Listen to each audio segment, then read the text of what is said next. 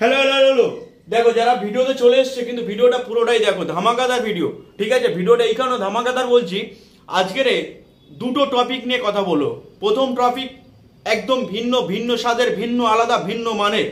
আর second টপিকটা তোমাদের জন্য, কিন্তু এটা পুরোটাই সেকেন্ড টপিকটা তোমাদের জন্য, তোমাদের স্পেশাল। ঠিক আছে, তা প্রথম টপিকটা নিয়ে যদি কথা বলি, মুস্তাফিজুর রহমান 2024-এর আইপিএল কালকের ম্যাচ শেষ করে বাংলাদেশে কিন্তু ফিরে গেছে মুস্তাফিজুর রহমান। আইপিএল এর কিন্তু প্রথম শুরুয়াত match man of the match দিয়ে শুরু করেছিল, আর সেকেন্ড লাস্ট ম্যাচ কিন্তু মেডেন ওভার ডেলে আইপিএল কেরিয়ার শেষ করে 2024-এ। মুস্তাফিজুর রহমান কিন্তু আইপিএল এর প্রথম match man of the match 4খানা উইকেট নিয়েছিল, আর সেকেন্ড লাস্ট ম্যাচ যেটাকে মেডেন ওভার বলছি, সেই ম্যাচটা কিন্তু বিভৎসভাবে কিন্তু বোলিং করে গেছে মুস্তাফিজুর রহমান। যেখানে ব্যাটসম্যানরা বিধ্বংসীভাবে ব্যাট করছে, একেবারে বলারদের ধ্বংস করে দিচ্ছে, একবার 10 রান 15 রান 20 রান 25 রানে ওভার নিচ্ছে, সেই জায়গাটায় একটা রান চেস করার সময় মিডেন ওভার করা, এবং ওভারটা করেছিল 15 ওভারের মাথায়, মিডেন ওভারটা করা একদম অসম্ভব, যেখানে বিধ্বংসী ব্যাটিং দাঁড়িয়ে রয়েছে। আইপিএল কেরিয়ারে মুস্তাফিজুর 2024-এ আইপিএল কেরিয়ারে মুস্তাফিজুর রহমান টোটাল 14টা উইকেট নেয় এবং পার্পল ক্যাপে 2 নম্বর স্থান দখল করেছিল। জাসপ্রীত বুমরাও 14টা, মুস্তাফিজুর রহমানও 14টা। হয়তো দুজনের সমান সমান উইকেট থাকার কারণে ইকোনমি রেটটা মুস্তাফিজুর রহমানের একটু বেশি ছিল, জাসপ্রীত বুমরার কম ছিল, যার জন্য পার্পল ক্যাপটা ওর কাছে ছিল না, কিন্তু ও দেখে দুজনেই কিন্তু সমান সমান।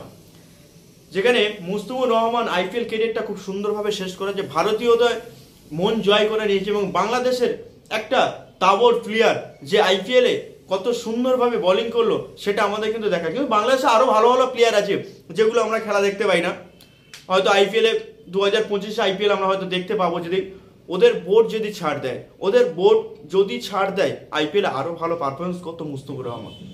ঠিক আছে, চেন্নাইয়ের কাছ থেকে অনেক কিছু শিখেছে, এবং মুস্তাফিজুর রহমানের কাছ থেকে চেন্নাই যেসব নতুন নতুন বোলার উঠেছে তারাও অনেক কিছু শিখেছে। তাই মুস্তাফিজুর রহমানকে ভারতীয়রা হিসেবে আইপিএল খেলতে আসার জন্য পুরো ভালোবাসা রইল, এই বুক ভরা এখান থেকে একদম চাবুকভাবে। ঠিক আছে, তো সেকেন্ড টপিক যেটা তোমাদের জন্য, সেকেন্ড টপিকটা আমি নিয়ে এসেছি। সেকেন্ড টপিকটা হচ্ছে যে সামনেই কিন্তু আমাদের টি20 বিশ্বকাপ আসছে, এবং সবাই জানে টি20 বিশ্বকাপ মানে আইসিসি টুর্নামেন্ট। আইসিসি টুর্নামেন্ট মানে কিছু ধামাকা, নতুন চমক, নতুন সব কিছু। সেই রকমই আমার চ্যানেলের পক্ষ থেকে তোমাদের জন্য ধামাকাদার রয়েছে। টি20 বিশ্বকাপের প্রথম ম্যাচ থেকে কিভাবে থাকছে, হ্যাঁ গিফট থাকছে ভিউয়ার্সদের জন্য, যে ভালো কমেন্ট করবে এবং যে চ্যানেলটা সাবস্ক্রাইব করবে এবং লাইক করবে, এই 3টে জিনিস, এবং ভিডিওটা পুরোটা দেখবে, তাদের জন্য কিন্তু গিফট আসছে। এবং বাংলাদেশ থেকে যেসব অডিয়েন্স দেখছো, বাংলাদেশে কিভাবে গিফট পাঠানো যায়, কি সিস্টেমে পাঠানো যায়, আমাকে কমেন্ট করে অবশ্যই জানাবে, তাহলে আমি সেইটা নিয়ে প্রিপারেশন তৈরি করব। এবং টি20 বিশ্বকাপে প্রথম ম্যাচ থেকেই তোমাদের জন্য কিভাবে থাকছে, তাই অবশ্যই চ্যানেলটাকে সাবস্ক্রাইব করে রাখো, এবং লাইক বাটনটা অবশ্যই টিপে দাও, এবং সাবস্ক্রাইব করার সঙ্গে সঙ্গে অল বাটনটা অবশ্যই টিপে দাও, যাতে আমার প্রতিটা ভিডিও তোমাদের কাছে চলে যায়।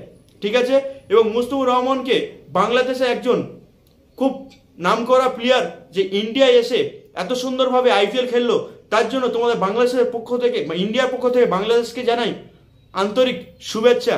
Thank you so much. ভিডিওটা যদি ভালো লাগে অবশ্যই বন্ধুদের কাছে শেয়ার করো, এবং অবশ্যই সাবস্ক্রাইব করে রাখো। টি20 বিশ্বকাপে কিন্তু তোমাদের জন্য ধামাকাধার